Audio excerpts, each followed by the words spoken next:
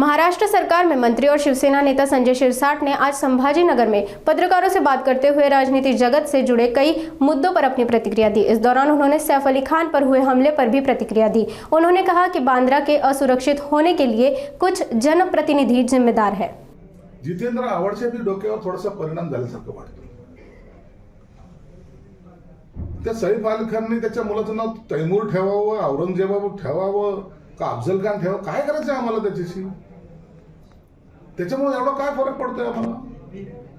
कोणाच्या मुलाचं नाव कोणी काय ठेवावं हा त्यांचा विषय आहे। आणि मला असं कदाचित असं वाटायला लागलंय की तो जो मारेकरी तो मुंब्रातला असावा, कारण की इतकी इत्तमभूत माहिती जी आहे ती जितेंद्र आव्हाडला जर असेल तर मग तो आरोपीचं नावही माहीत असावं आणि आरोपी हा मुंब्रामध्ये असावा। पोलिसांनी सुद्धा त्या दिशेने तपास केला पाहिजे। बेताल वक्तव्य करून पोलिसांच्या तपासामध्ये विघ्न आणण्याचा जो काही प्रकार करताय, मला वाटतं हा अत्यंत चुकीचा आहे। आणि असेच वक्तव्य करून यांना जी काही मताचं राजकारण करायचंय, जातीचं राजकारण करायचंय, स्वतःला पुरोगामी समजतात आणि अशा पद्धतीचं राजकारण करतात। म्हणजे पोलिसांनी जो काही त्यांची कार्यक्षमता दाखवायची त्याला आड येण्याचं काम हे लोक करतात।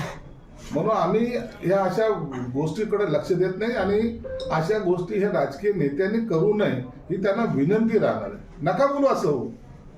इलेक्शन संपलेले, तुम्ही मार खाल्लेला आहे, पडलेले आहात, आता कशाला हे बोलता तुम्ही? आता निवडणुकीच्या काळामध्ये ते मुस्लिम समाजाला फसवण्याचे सगळे उद्योग तुम्ही केले आणि आताही त्याच लाईनीने चाललेत। परंतु काही जरी केलं तर मुस्लिम मतदार हा तुमच्या बरोबर जाणार नाही, हे तेवढं सत्य आहे।